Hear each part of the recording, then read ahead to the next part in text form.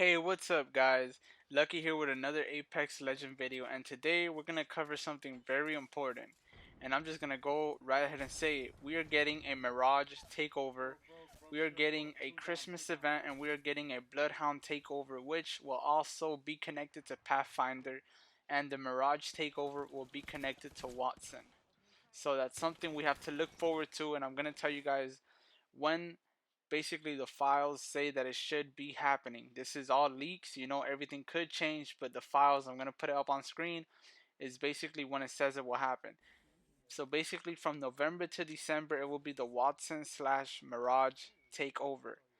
From December to January, it will be the Christmas event. And then from January to February will be the Bloodhound takeover, which will have to do with Pathfinder. So that is something for all you Pathfinder mains. I have read the comments. I know how, sad you guys are because you're not getting a skin. But there is a theory behind that, and I'm going to get right into it right now. So the theory, we're going to start it by basically, I'm going to put the picture up of what I found. But basically it states that Revenant is Pathfinder's nemesis.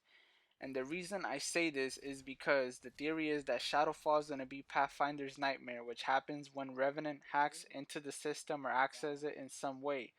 Now, Chris Edgarly, voice of Pathfinder, has stated, the Halloween event coming up is going to be simply amazing. I recorded some new stuff for a short for it where Pathfinder has a much bigger role. So that right there just kind of has me intrigued on how they're going to tie all of this together. And it also says this will also explain why the legend becomes zombies and how everyone goes back to King's Canyon. So we might be getting the Revenant sooner than we think, or this might just be a big tease how they did with Crypto, that they showed us him in season 2 when he was fully done. We might even see the Revenant, who knows? Now remember guys, this is all a theory. If anything, it's a fan theory that ties everything together, but nothing has been denied, and the files do say that we're getting a lot of events and we still don't know who created Pathfinder.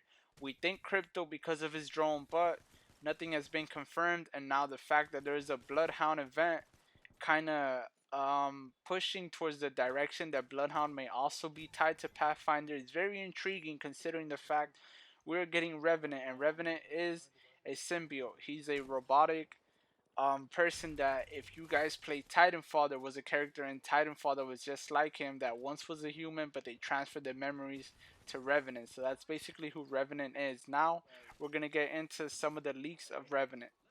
So basically the Revenant is gonna have, or they are working on, basically two versions of him. They're working on one that's called the Shadow Stance and one that's called the Regular Stance. Now his passive ability will be Infiltrator, which basically allows him to walk faster and climb walls higher. That will remain the same for both of them.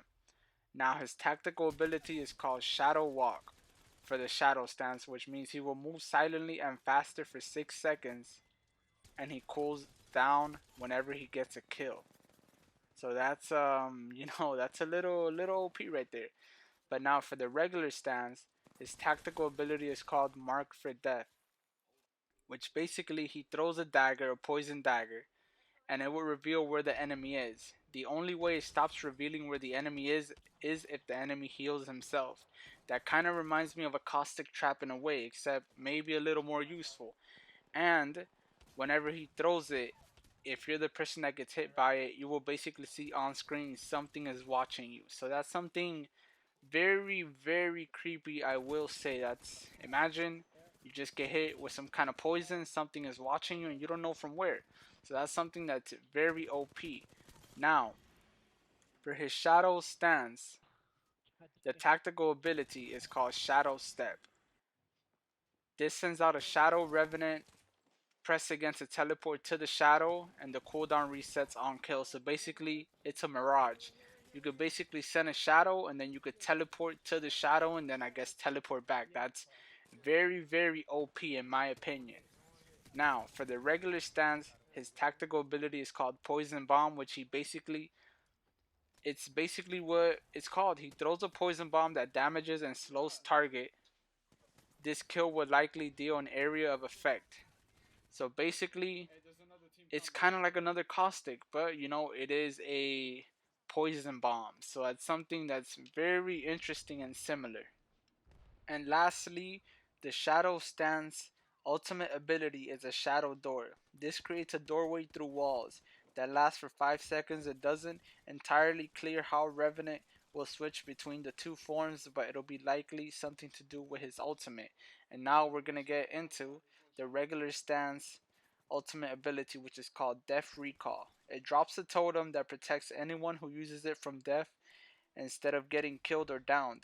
You'll return to the totem with 20 heals, with 20 health, and then you're able to enter a shadow form. So basically, you're unkillable if you're in the middle of combat and he drops a totem. Instead of getting downed, you will basically spawn back at the totem with 20 health, and then you could recharge and you could get right back into battle. That right there might be the most OP tactical ability ever. He's basically unkillable if you have him on your team. Him and his teammates are basically something to be very feared. And that right there is the Revenant. Those are basically the things we could see coming soon to Apex. Regular stance and shadow stance. Not sure how they'll be able to create an even playing field or be able to vary both of them. But I'm sure they're working on it. So that's something that's pretty cool, I'm not gonna lie. Another thing I'm about to show you guys, it's basically a picture that was taken, I'm assuming, somewhere in Respawn where they were having a meeting of some sort. But it basically says character testing, production, design alpha, and future characters. In the production, we see Crypto exactly how we got him. We see Revenant, and we see a female named Loba. Not sure really where her things will be when her character is fully done, but I will put on screen everything I know about Loba right now. We do have some of her abilities that are in the data mining files that they're basically working on. This is very interesting. In the picture, you guys can also see Rampart, Valk, Blisk, Downfall, and two other characters that are basically locked. We have no picture for them. We don't even have a picture for Downfall.